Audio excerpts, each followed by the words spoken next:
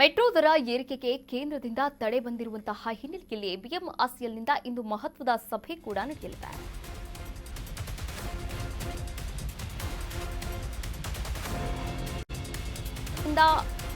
ತಡೆ ಬಂದಂತಹ ಹಿನ್ನೆಲೆಯಲ್ಲಿ ಬಿಎಂಆರ್ಸಿಎಲ್ ಇಂದು ಮಹತ್ವದ ಸಭೆ ಕೂಡ ನಡೆಸಲಿದೆ. ಇದು ಬಿಎಂಆರ್ಸಿಎಲ್ ಬೋರ್ಡ್ ಮೀಟಿಂಗ್ ಇದೆ. ಕೇಂದ್ರ ನಗರಾಭಿವೃದ್ಧಿ ಹೆಚ್ಚುವರಿ ಕಾರ್ಯದರ್ಶಿ, ಕೇಂದ್ರದ ಹಾಗೂ ರಾಜ್ಯ ಅಧಿಕಾರಿಗಳು ಕೂಡ ಈ ಒಂದು ಸಭೆಯಲ್ಲಿ ಭಾಗಿಯಾಗಲಿದ್ದಾರೆ. ಬಿಎಂಆರ್ಸಿಎಲ್ ಅಧಿಕಾರಿಗಳು ಕೂಡ ಭಾಗಿಯಾಗಲಿದ್ದಾರೆ. ದರ ಏರಿಕೆಯ ಬಗ್ಗೆ ಇಂದು ನಿರ್ಧಾರ ಕೈಗೊಳ್ಳುವಂತಹ ಸಾಧ್ಯತೆ ಇದೆ. 5% ದರ ಏರಿಕೆ ಮಾಡಬೇಕಾ ಅಥವಾ ಬೇಡವಾ, ಈ ಬಗ್ಗೆ ನಿರ್ಧಾರವನ್ನು ಮಾಡಲಿದ್ದಾರೆ ಅಧಿಕಾರಿಗಳು. ಮೆಟ್ರೋ ದರ ಏರಿಕೆಯಾಗ್ತಾ ಇರುವಂತದ್ದು ಈ ಕುರಿತಂತೆ ಸಾರ್ವಜನಿಕ ವಲಯದಲ್ಲೂ ಕೂಡ ಭಾರಿ ಆಕ್ಷೇಪಗಳು, ಆಕ್ರೋಶಗಳು ಕೂಡ ವ್ಯಕ್ತವಾಗ್ತಾ ಇದೆ.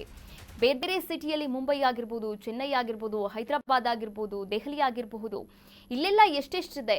ಆದರೆ ಬೆಂಗಳೂರು ಯಾಕೆ ಇಷ್ಟೊಂದು ದುಬಾರಿ ಆಗ್ತಾ ಇದೆ? ಇದಕ್ಕೆಲ್ಲ ಏನ್ ಕಾರಣ? ಈ ಕುರಿತಂತೆ ಸಾರ್ವಜನಿಕರು ಕೂಡ ಸಾಕಷ್ಟು ಆಕ್ರೋಶವನ್ನ ಹೊರಗಾಗ್ತಾ ಇರುವಂತದ್ದು.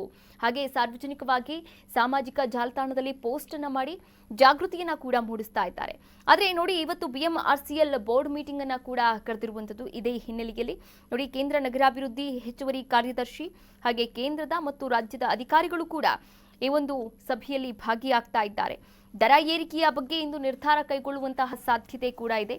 5% ದರ ಏರಿಕೆಯನ್ನ ಮಾಡಬೇಕಾ ಅಥವಾ ಬಿಡಬೇಕಾ, ಈ ಬಗ್ಗೆ ನಿರ್ಧಾರವನ್ನ ಕೂಡ ಕೈಗೊಳ್ಳಲಿದ್ದಾರೆ ಎನ್ನುವಂತಹ ಮಾಹಿತಿಗಳು ಕೂಡ ಲಭ್ಯವಾಗಿರುವಂತದ್ದು. ಒಟ್ಟಾರೆಯಾಗಿ ಕಾದು ನೋಡಬೇಕಾಗಿದೆ ಇಂದು ಸಂಜೆ ಆ ಒಂದು ಮೀಟಿಂಗ್ನಲ್ಲಿ ಏನೆಲ್ಲ ನಿರ್ಧಾರವನ್ನ ಕೈಗೊಳ್ತಾರೆ ಅಂತ.